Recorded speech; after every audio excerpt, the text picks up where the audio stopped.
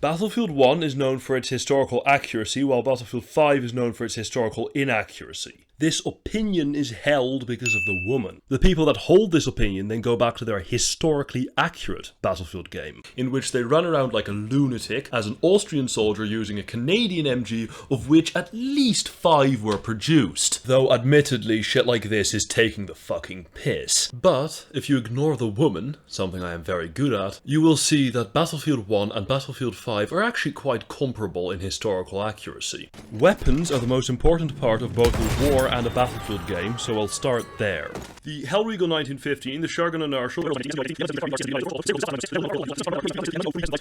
M1911 silencer were all either experimental or simply not used in the First World War. Just because the remaining weapons of Battlefield 1 were used in the conflict does not mean they are accurately depicted. The Automatico and M1907 Sweeper are both erroneously depicted as full auto. And before you say, actually, the French experimented with a fully automatic M1907. No, they didn't. That rumor started because someone misinterpreted the definition of automatic on an order of M1907s, assuming it to be full auto, despite the fact that it was actually semi-auto. Nevertheless, this rumor was then propagated by people who wanted to prove that the M1907 was the first assault rifle. The MP18 and the Maschinenpistole M1916 both have inaccurate burst fire variants. The Viller Perosa looks nothing like a Viller Perosa. No silencers have ever been produced for the C93 or the M1917 Enfield. Almost every weapon in the game has a variant with an inaccurate optic, and the Winchester 1895 was never a standard issue rifle, among other things. Though only 15 weapons in Battlefield 5 were not used in the conflict it is depicting, compared to Battlefield 1's 22,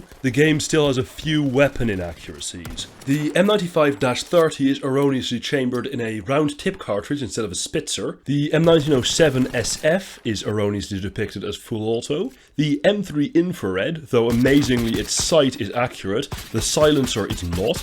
The Type 2A is actually based on the Nambu Type 1, not the Nambu Type 2A. And the M30 Drilling is erroneously depicted firing buckshot instead of birdshot and slugs. Leaving that aside for the moment, onto the vehicles. The most accurate vehicle in Battlefield 1 is the Garford Putilov armoured car. When I say accurate, I do mean accuracy in armament and model. The real Garford Putilov weighed 8.4 imperial tons and yet had an engine that produced only 30 horsepower. This meant, in optimal conditions, the thing could only go 12 miles an hour. And this is Russia in 1900. Conditions were not at all optimal. What I'm trying to get at is that the Garford is way too fast and has a destructive capability far exceeding its real-life counterpart, but honestly I'm just happy it has the right armaments in the right positions. The A7V would be fine if it weren't for the flamethrower variant, and the artillery truck exists to spite me. The mortar variant is partially inaccurate.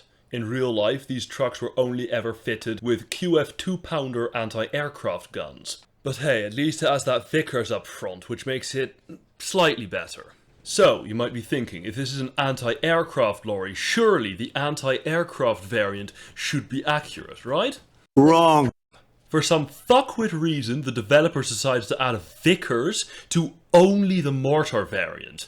The other two variants both get a Lewis, for some godforsaken reason. They took time out of their day to make sure that every variant, even the one fitted with the right main weapon, is inaccurate. Not helping matters is that the artillery truck takes up a tank slot, forcing me to wait for Vajit to finish camping G so that I can get a tank to film clips for my subpar YouTube video. The Mark V Landship is the first tank on which all three variants are violently inaccurate. The Landship Mortar variant, a fan favourite for circumventing the mortar truck ban on the server, is probably the closest to reality, having a machine gun up front.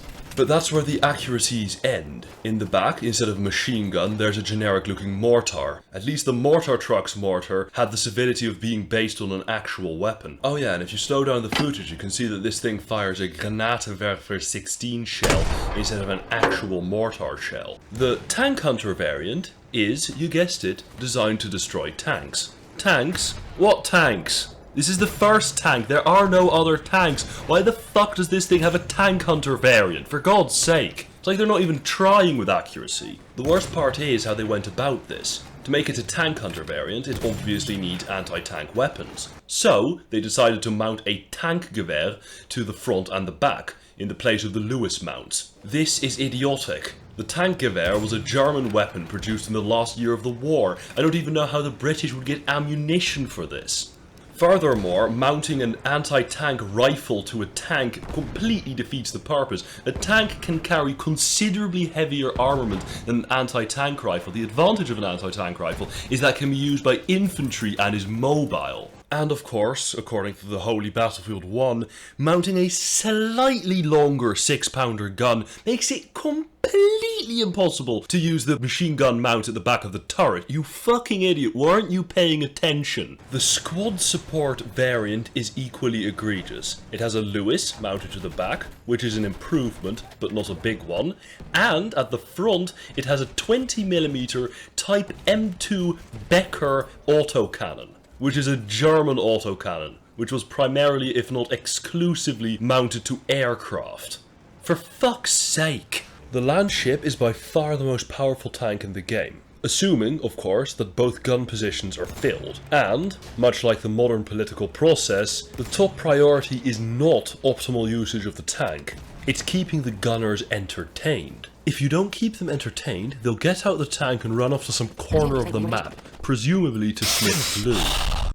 There's quite a lot of vehicles in Battlefield 5, therefore I will play quite fast and loose with all of them. The Valentine Mark 8 has one very strange problem. It's called a Mark 8, despite the fact that it's fitted with a 2-pounder gun, which would make it a Mark 7. This is shockingly easy to fix, and I don't know why they didn't. Side note, most British tanks in Battlefield 5 have a Vickers K machine gun mounted to the top. The Vickers K was a vehicle-mounted machine gun, but to jeeps, not tanks. Tanks were usually equipped with a Bren or a .30 Browning. The Churchill, unlike the Valentine, actually has the right designation, making it quite accurate. The Valentine AA is inaccurate. Its real-life counterpart is the Crusader AA, which is a Bofors anti-aircraft gun mounted to a Crusader chassis. The reason the in-game variant is a Bofors anti-aircraft gun mounted to a Valentine chassis is because the developers didn't want to model a Crusader chassis, the lazy fucks. The Churchill gun carrier is accurate, though it never saw combat, and the Valentine Archer is fine. Unlike the British Vickers K, the MG34 mounted at the top of most German tanks is actually accurate. Past this, there's not much to say about the German tanks. They're all completely accurate. The .30 Browning mounted to American vehicles, though accurate, does have one glaring flaw. Can you spot what it is? Yeah, damn right, the belt doesn't move. And neither does the bolt. It's a fixed model. It's actually kind of pathetic. They didn't bother to animate the bloody thing. And the worst part is, the .30 Browning is also an infantry weapon, and on this version, the belt and the bolt do move. Which means they could be bothered on that one, but they couldn't be bothered on the vehicle one. And this isn't even a problem exclusive to the Browning. The vehicle-mounted Vickers K is also completely static, while the infantry variant is not. On the topic of vehicle-mounted machine guns, not a single one of them ejects casings, except for the .30 Browning, which either ejects nothing at all, or belt links. As far as tanks go, the M4 Sherman is alright. The LVT should be called the LVTA, as an LVT is nothing more than a glorified landing craft. And the M8 Greyhound will be more accurate with a 50 cal on the top, as these were added during the war to increase its effectiveness against aircraft.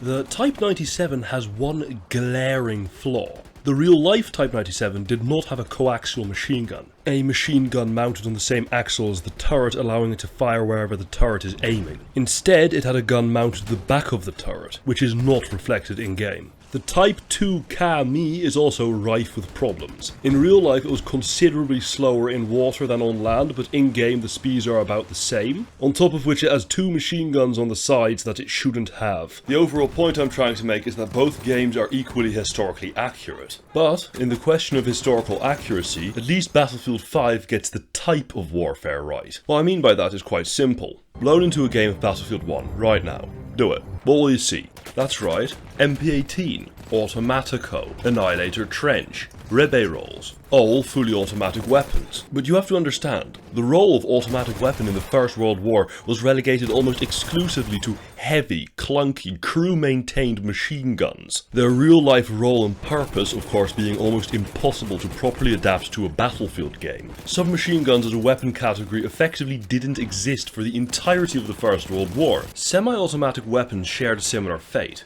Though almost every army of the war experimented with a semi-automatic rifle, no successful design would be created until 20 years later with the M1 Garand.